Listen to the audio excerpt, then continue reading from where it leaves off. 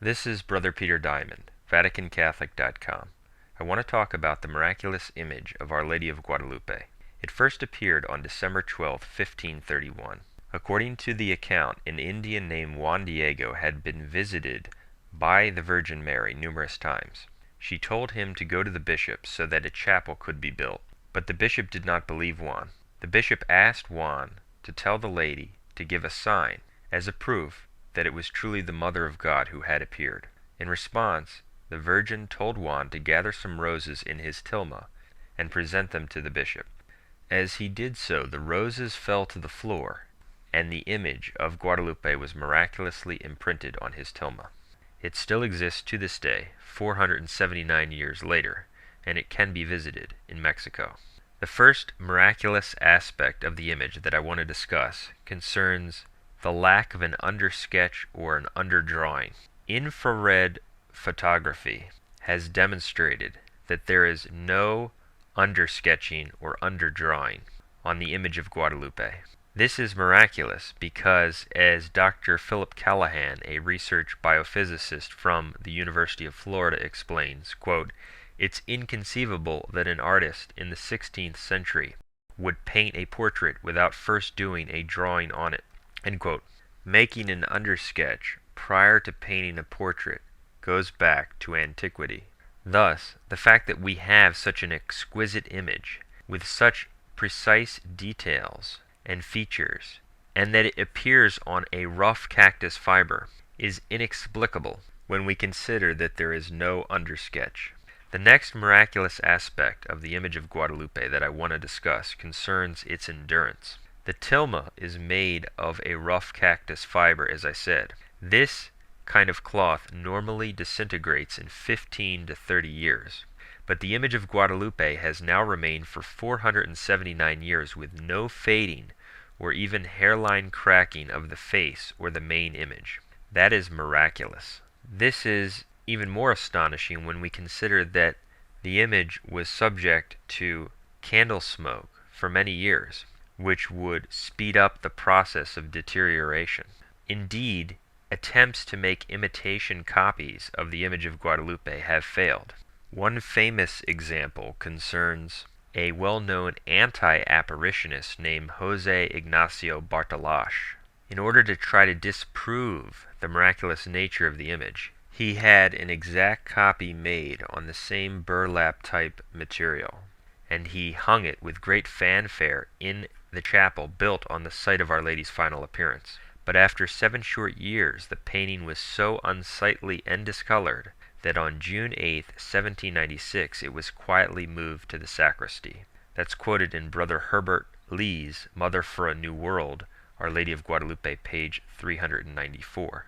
That means that attempts to reproduce the image have failed miserably. Concerning the miraculous endurance of the image, the following quote is of interest.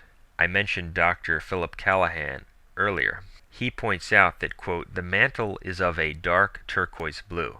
This presents an inexplicable phenomenon because all such pigments are known to be subject to considerable fading with time, especially in hot climates. The Indian Mayan blue wall paintings are already badly faded. The blue mantle on the tilma of Guadalupe, however, is bright enough to have been laid last week." End quote. So the colors are miraculously fresh and bright. There is also the amazing fact that in 1778, a considerable amount of nitric acid was spilled on the image of Guadalupe. The workman fled in terror, expecting to have seriously damaged his country's most treasured possession. But to everyone's astonishment, only slight stains appeared, which can still be seen in the upper right corner. That's quoted in Janet Barber, The Tilma and Its Miraculous Image, a Handbook on Guadalupe, pages 61 to 62. There is also the fact that in 1921 a bomb was concealed in some flowers that were placed on the altar under the image of Guadalupe. The bomb went off and severely damaged a crucifix, but the glass that contains the image of Guadalupe miraculously was not even damaged. The next aspect of the miraculous image that I want to discuss concerns the stars. Some people have concluded that the stars, as well as the sunburst and the moon, are add-ons, and that the original image was simpler. Dr. Philip Callahan is one of those who holds this idea. He still believes that the image is miraculous, but that the original image was simpler. I believe he is incorrect on this point for two reasons. First, it was discovered in 1983 by Dr. Juan Homero Hernandez and Father Mario Rojas Sanchez that the stars on the image correspond precisely to the constellations of the winter sky on December 12, 1531. And what's so fascinating is that the constellations are shown as viewed from outside the heavens. In other words, in reverse. It's as if we have a picture from someone looking at it from outside the universe. It's a snapshot of heaven and earth from the very moment that Juan Diego saw Our Lady. It becomes even more striking when we consider that the flowers on Our Lady's tunic correspond to the volcanoes in Mexico. This is discussed in detail on page 77 of a handbook on Guadalupe, published by the Academy of the Immaculate. In other words, the interior portion of the miraculous image, which is multifaceted in its manner of instructing and awing, represents the earth, and the turquoise mantle on the outside, featuring the miraculous stars representing the constellations, represents the heavens. It's the picture of the encounter between heaven and earth when Our Lady appeared to Juan Diego on December 12, 1531, and captured miraculously, and still present on the cactus fiber almost 500 years later. But what's even more amazing is that the stars appear only on the mantle of the image, and not on the tunic. And as I said, the stars that appear correspond to the constellations in the sky on the day of December 12, 1531. But as people superimpose the image of Our Lady to the sky of that day, and fill in the stars for where they would have appeared if her tunic had been filled with stars, the miracle becomes even more stupendous, because the constellation Corona Borealis, meaning Borean crown, representing a crown, would appear right between Our Lady's temples. That signifies that Mary has a crown and that she is the Queen of Heaven. The constellation Virgo, signifying virginal purity, would appear over the area of her heart, signifying her immaculate and virginal heart. And the constellation Leo the Lion would be over her womb. The lion represents Jesus Christ, because Christ is the Lion of the tribe of Judah. This signifies that Christ the King is present in her womb. And there's even more. All of this shows the divine and indeed infinite intelligence behind this miraculous production. In addition to all of these facts, the second reason I believe Callahan is wrong to think that the stars are add-ons is that he says the stars were added in the 17th century. However, we know this is not true, because there is a copy of the image of Our Lady of Guadalupe from 1570 that was used at Lepanto, and it corresponds precisely to the image that we have now. That means that if the stars were added on, they must have been added between 1531 and 1570, which is highly unlikely. In addition, there is a famous picture of the image from the Codex Seville. This dates to perhaps just a few years after Our Lady's appearance in 1531. And this picture shows the sunburst and corresponds greatly to the image that we have now. All of this supports that the stars and the sunburst and the moon were part of the original image. Some are puzzled by the fact that while the face doesn't even show a hairline crack or a fade, the sunburst, the stars, and the moon show some evidence of flaking. And I have an opinion about this, and I believe it fits with what we learn in sacred scripture concerning the stars and the sun and the moon. We are told in Luke 21:33 that heaven and earth shall pass away, but my words shall not pass. Hence, it makes sense that we would see evidence of the stars in the image and the moon and the sunburst fading, because in reality the heavens shall pass away, but the Virgin herself and the primary image surrounding her and her face are incorruptible, because she will shine forever in heaven. That could be why we see evidence of fading in the stars, etc., but not on the Virgin's features. The next miraculous feature that I want to discuss which might be the most miraculous feature of all, concerns the eyes of the image.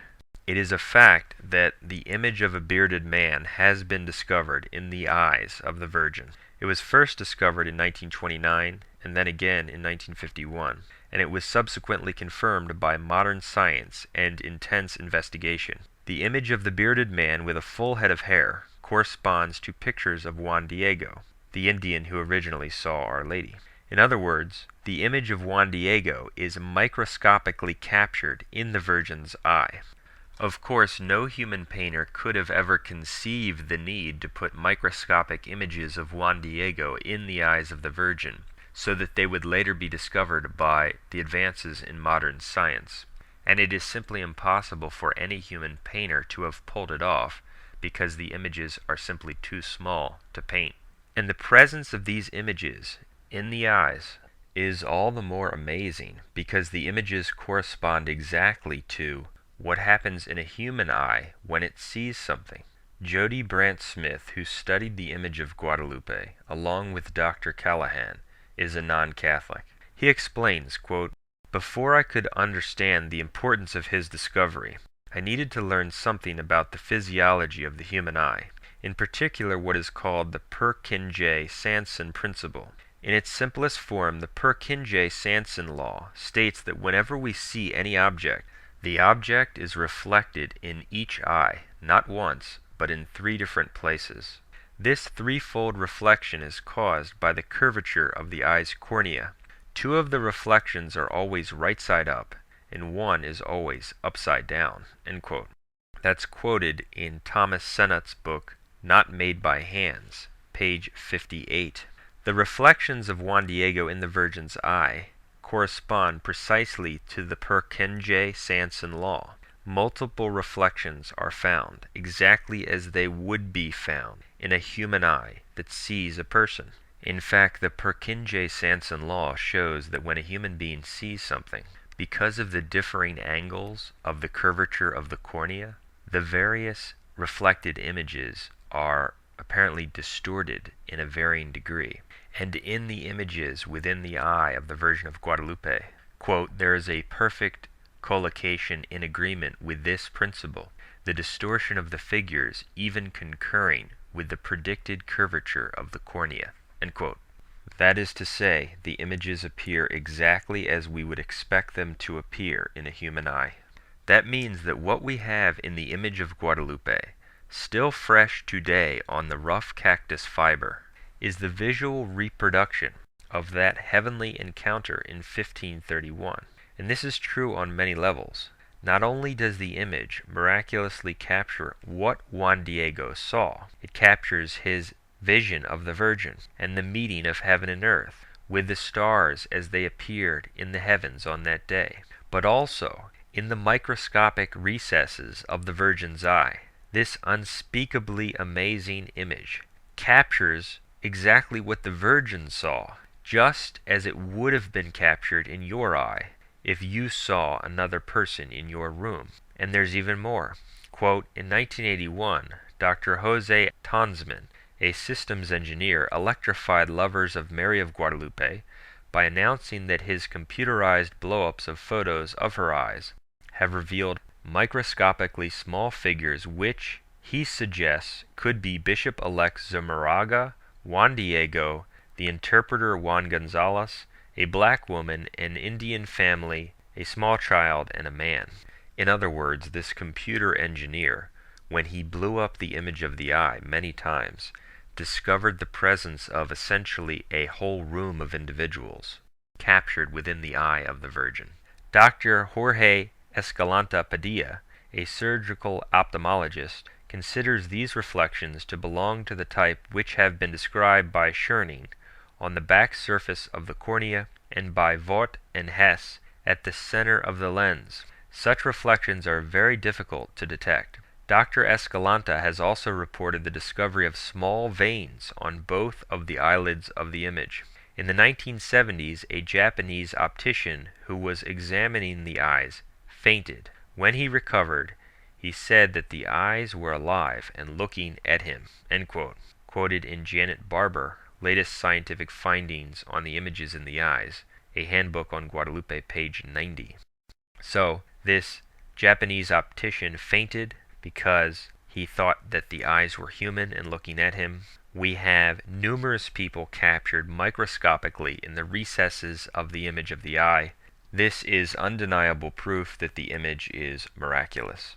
Only God could have done this. Moreover, ophthalmologists have testified that even though they are opaque, both eyes in the image show depth and become filled with light when the ophthalmoscope's light is trained into them.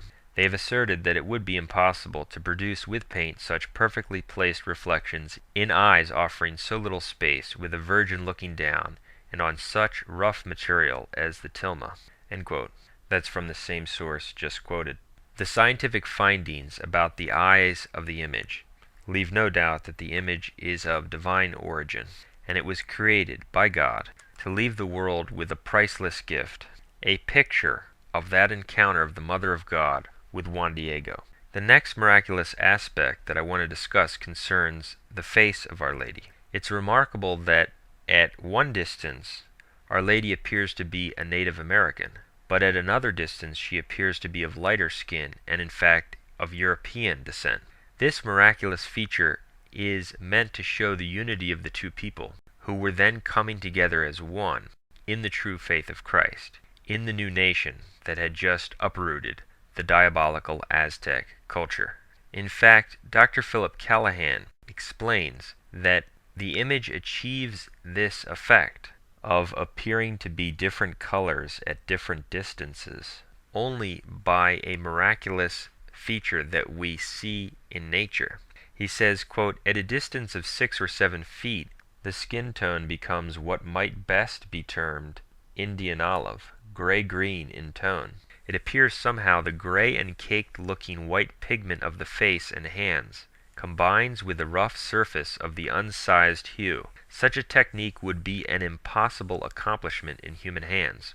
It often occurs in nature, however, in the coloring of the bird feathers and butterfly scales, and on the elytra of brightly colored beetles." End quote. So what he's saying is that this miraculous feature of a change in color at different distances is something that we see in nature, on beetles and in bird feathers and on butterfly scales, and that it occurs on the tilma in a miraculous way. The pigment combines with the rough surface of the cloth to give it a different effect, yet it is still beautiful and delicate at every distance. This is simply a miracle, and no human artist could have ever accomplished this effect. It was fashioned by God, just as the butterfly scales are. The next miraculous feature that I want to mention concerns the temperature. It's remarkable that no matter what the surrounding temperature is, the image itself remains at an even 36.5 degrees Celsius, or 98.6 degrees Fahrenheit, the normal human body temperature. That's quoted in Janet Barber, The Tilma and Its Miraculous Image. As a result of the miraculous image, 8 to 9 million people were baptized into the Catholic faith in the years following her appearance in 1531. It's also worth mentioning that Martin Luther, who by his rebellion against the Catholic Church and his creation of a new kind of false Christianity, spawned countless sects which tore 5 million people from the Catholic Church. He was born in 1483. Hernan Cortes was born 2 years later in 1485. Hernan Cortes was the man who overthrew the Aztec Empire, making the miraculous conversion of the millions, which was facilitated by the image of Guadalupe, possible. The most significant events in Luther's life were occurring at about the exact same time that Hernan Cortes was accomplishing the overthrow of the Aztec Empire. It's almost as if at the very moment that millions in Europe were being torn from the true church, God was arranging it so that twice as many in the New World were being brought into it. The image of Guadalupe is one of the most prodigious miracles in human history. Perhaps God gave it to Mexico because the Aztec Empire was arguably the most wicked culture in human history. He wanted to counteract that level of evil with something of even greater good. The image testifies to the truth of the Catholic faith, because in her message Our Lady directed people to the bishop of the Catholic Church at the time and the traditional Catholic faith. Let those who seek the truth, and those who love the truth, and those who love the Christ embrace this message and the one true faith of Jesus Christ, the Catholic faith. Another miraculous aspect of the image of Guadalupe concerns the reading of the image. Quote, "The Indians saw something in the image of Our Lady that the Spaniards did not comprehend. In that period the Indians did their writing in hieroglyphics, so to them the image was a hieroglyphic letter. The fact that the natives read the image is most important in understanding the purpose of Our Lady's apparitions. To the Indians, the image depicted a beautiful lady standing in front of the sun, a sign to them that she was greater than the sun god Huitzilopochtli, whom they worshipped. The crescent, or the moon, beneath her feet showed that their moon god, Tezcatlipoca, was less than nothing, since she was standing on it. The stars they thought so much of were only a part or a portion of her mantle. At her throat was a brooch, with a small black cross in the center, reminding them that this was the emblem of the Spanish friars, and there was one greater than she." End quote. That comes from Father Harold Rahm, Am I Not Here, page 56. As we can see, the intelligence that constructed the miraculous image of Guadalupe, that conveyed exactly the message that the Indians needed to hear and to see, to bury their false notions of God and their idolatrous practices, is infinite and beyond anything humans can imagine. Reading the image caused millions of Indians to put away their idols and convert to the Catholic faith.